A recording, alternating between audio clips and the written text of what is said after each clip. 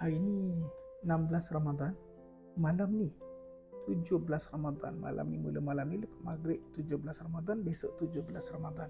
Dan kita bercuti esok ni sebab nuzul Quran kan. Nuzul Quran, bulan Ramadan, bulan diturunkan Al-Quran. Allah sebut Syahrul Ramadan alladzi unzila fihi al-Quran hudan linnas wa bayyinatin minal huda wal furqan. Allah turunkan Al-Quran pada bulan Ramadan. Bulan Ramadan bulan yang diturunkan Al-Quran. Tapi Allah sebut dalam surah Al-Qadar, Bismillahirrahmanirrahim, dengan nama Allah yang Maha Pemurah lagi Maha Pengasihani. Inna anzalnahu fi lailatul qadr wa ma adraka ma lailatul qadr. Lailatul qadri khairum min alfi syahr. Allah kata, sesungguhnya aku telah turunkan Al-Quran pada malam Al-Qadar. Apa itu malam Al-Qadar? Malam Al-Qadar adalah malam yang lebih baik daripada 1000 bulan. Allah turunkan Al-Quran pada malam Al-Qadar. Kita sambut nuzul Quran 17 Ramadan. Sudah. So besok ni malam Al-Qadar ke? Kan? Malam Lailatul Qadar ke besok ni? Nabi sebut. Nabi kata dalam satu hadis, Nabi kata taharraw Lailatul Qadr fil ashril awakhir min Ramadan.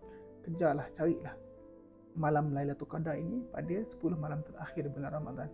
Ada hadis Nabi kata taharraw Lailatul Qadr fil ashril awakhir min witr min Ramadan. Carilah, kejarlah bulan malam Lailatul Qadar pada malam-malam ganjil pada 10 malam terakhir bulan Ramadan. Sebab itu kita biasa 27, 25, 23 ni malam-malam yang kita kejar untuk Lailatul Qadar ni. Lepas tu mari mana yang 17 Ramadan ni? Okey, so ni yang saya nak ceritakan. Ulama ada khilaf. So ada ulama ulama tarikh, ulama sejarawan yang sebut wahyu pertama, the first revelation, Iqra bismi rabbikal ladzi khalaq, diturunkan pada malam 27 Ramadan. Itu ada juga pandangan ulama.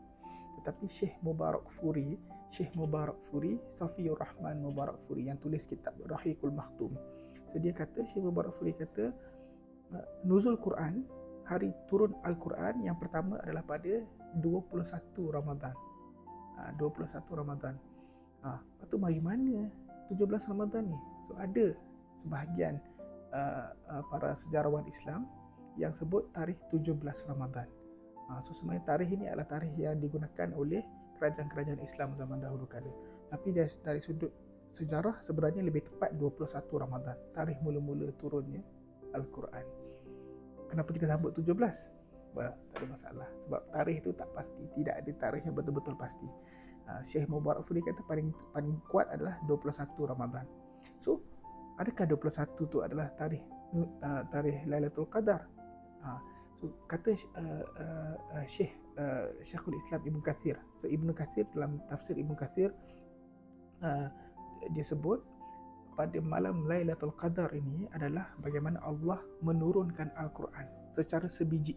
Seluruh Al-Quran itu diturunkan daripada Lauhil Mahfuz ke langit bumi di Baitul Izzah.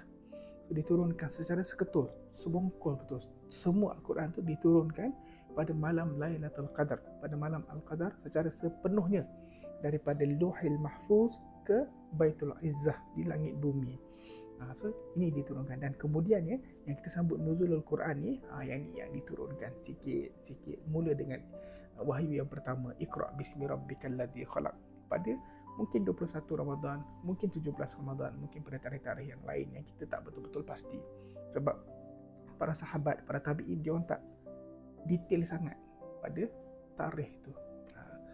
So mungkin 17, mungkin 21, kita tak pasti.